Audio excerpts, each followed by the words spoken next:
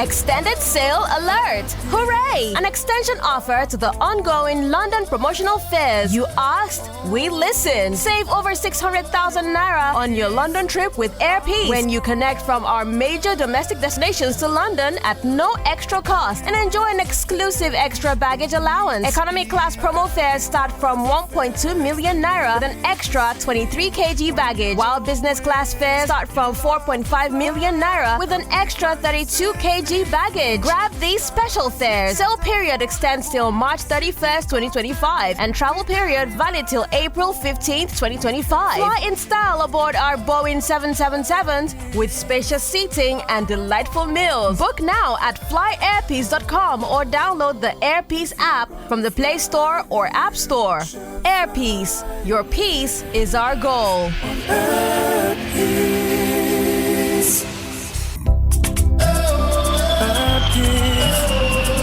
Extended sale alert! Hooray! An extension offer to the ongoing London promotional fairs. You asked, we listened. Save over 600,000 naira on your London trip with Airpeace when you connect from our major domestic destinations to London at no extra cost and enjoy an exclusive extra baggage allowance. Economy class promo fares starts from 1.2 million naira with an extra 23 kg baggage, while business class fares starts from 4.5 million naira with an extra 32 kg baggage. Grab these special fares. Sale period extends till March 31st, 2025 and travel period valid till April 15th, 2025. Flying style abroad are Boeing 777s with spacious seating and delightful meals. Book now at flyairpeace.com or download the Airpeace app from the Play Store or App Store. Airpeace, your peace is our goal. In football, the grass is everything. Why is it that it is only Uyo, a small laid-back emerging metropolis located in the southernmost part of Nigeria, that has the only stadium facility with FIFA's approval to host Nigeria's Grade A international matches? It is ridiculously unbelievable, yet it is true. With Nigeria's records of achievements and football, no other stadium in the country can host the highest levels of football. The answer to that question is very simple. Too simple to be true. In fact, it is so elementary that for a country with Nigeria's reputation as a football-crazy nation, it is shameful. The answer is not rocket science. It is the grass. The flat, lush, beautiful, well-manicured green grass on the surface of that magnificent stadium in Uyo that stands out majestically from the rest of the stadia around Nigeria. When the MKO Abiola Stadium in Abuja, the federal capital city, the most beautiful and most modern sports complex in the whole of Africa, is dead of any major activity, what do you say? Even beyond football, because the surface where the big football matches are to be played is not good enough. Ironically, it is the presence of these big matches to be hosted here that can impact, enliven, and transform the entire sports complex into a social hub for all sports followers in Abuja. The grass field is that important and that powerful in the football ecosystem. The simple fact, most often underrated, is that it is the grass turf that rules. It is everything in football. Nothing else compares, and nothing can be an alternative. It is as simple as that.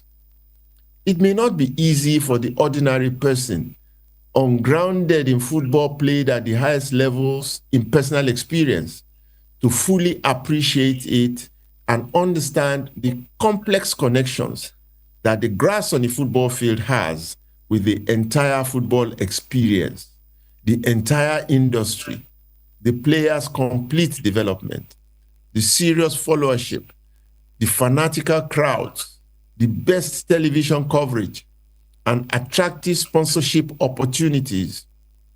even the magnitude and severity of injuries that players suffer on the field of play is determined by the quality of stuff used in a game.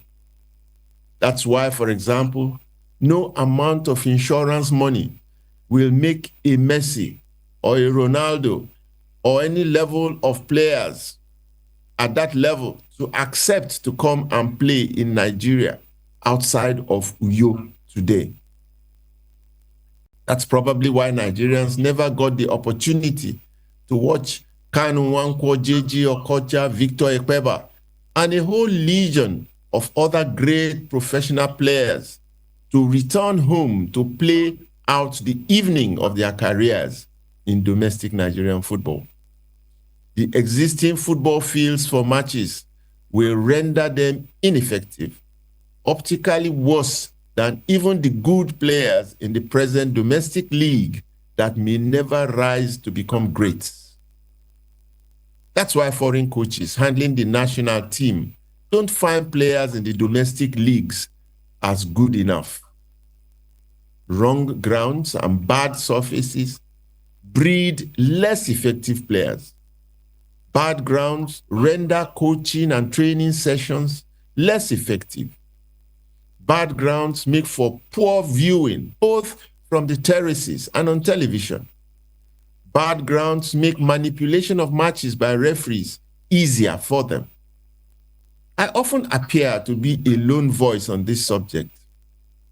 The only other voices are silent whispers that are partners in the business of selling alternative poor products and using fancy words and FIFA approvals to make big business of selling their products. Synthetic and hybrid surfaces are good, but they are limited in their use in football that has ambition to be amongst the best in the world. These fields do not take the business of football or the game itself to the highest levels. Incidentally, things were not always the way they are now. 30 years ago, the destruction of the most important single ingredient in the development of football as a business, football as a beautiful game, and footballers as the prime actors in the game started. The most powerful of those heading the sports sector at the time in Nigeria were neither grounded in the football game nor in its administration. They came into power, and with their limited knowledge, vision, experiences, and understanding, embarked on renovations of facilities that ended in the destruction of Nigeria's football fields. Since then, the domestic game of football has floundered and has not been the same again. The excavation and replacement of the grass turfs on the grounds of the National Stadium in Lagos, Liberty Stadium in Ibadan, Ahmadu Bello Stadium, Kaduna, Nnamdi Azikiwe Stadium, Enugu, and later the Township Stadium, Calabar, ostensibly with better turf, led to the start of the destruction of the football industry in Nigeria. The disease spread to Bauchi, Lagos, Ogun, and other states. This is not a small or flippant statement to make, and the facts bear me out.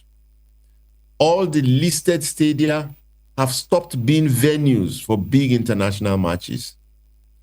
Their other sports infrastructure have become infected and have become carcasses also. European clubs that used to come to Nigeria for some pre-season training, believe me, that happened in our history, and also for friendly matches, have stopped coming. The various stadia that used to host international grade A football matches could not hold them anymore. The stadia started a slow and steady deterioration that has now left them in bad shape, idle and shadows of themselves, with only sweet memories of the past to remind us that we once enjoyed terrific football matches on these hallowed grounds, and that the stadium complexes that can no longer host big-time matches are now like big barren trees that can no longer bear fruit. For 30 years, despite the best efforts of successive administrations, Nigeria has stumbled and fumbled fruitlessly to build a solid football industry in the country. The crowds will not return in huge, consistent numbers to venues. Corporate sponsors are not interested, as they once were, to the domestic leagues with stadia filled to capacity from match to match around the country. Domestic television coverage has disappeared when the leagues on TV became so unattractive to the viewer that no one would bear the ugliness of the pictures being churned out as football on television. Poorly packaged products competing with the well-packaged options from Europe. The Nigerian League could not produce players exceptional enough to play directly in the national team without going abroad first for some honing and transformation. Why do retiring Nigerian professional players from leagues in Europe not find Nigerian football comfortable enough to return to at the end of their careers, even as that is the established culture in Europe and South America? Why are sponsors not falling over each other to put their resources behind sponsoring the domestic leagues? Why do foreign coaches not find local players good enough to play directly in the national team? All these questions have been begging for answers for 30 years. Last week, I went to watch some trial matches somewhere in Lagos. Some foreign scouts were on a scouting expedition to Nigeria. After watching 4 teams of players, I gave up and left. There was not a single player that displayed any exceptional talent. They were all good players, running around and trying hard to impress without success.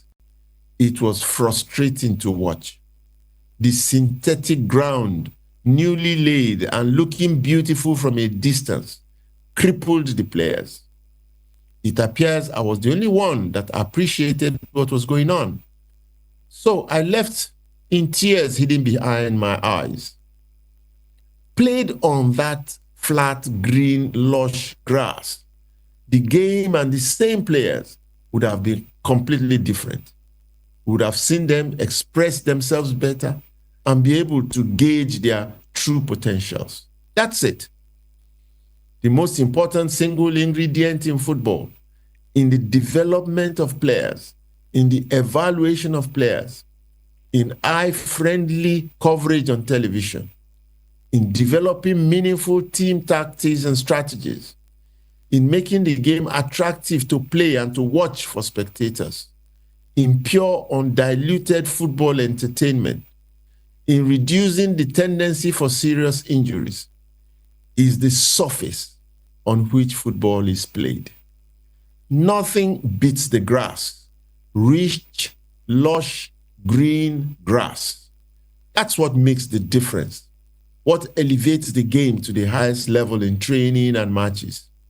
What brings the spectators to watch spectacles, and what draws sponsors like bees to nectar.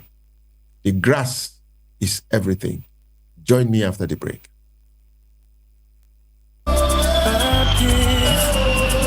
Extended sale alert! Hooray! An extension offer to the ongoing London promotional fairs. You asked, we listened. Save over 600,000 naira on your London trip with Airpeace when you connect from our major domestic destinations to London at no extra cost and enjoy an exclusive extra baggage allowance. Economy class promo fares starts from 1.2 million naira with an extra 23 kg baggage, while business class fares starts from 4.5 million naira with an extra 32 kg baggage. Grab these special fares. Sale period extends till March 31st, 2025 and travel period valid till April 15th, 2025. Flying style abroad are Boeing 777s with spacious seating and delightful meals. Book now at flyairpeace.com or download the Airpeace app from the Play Store or App Store. Airpeace, your peace is our goal.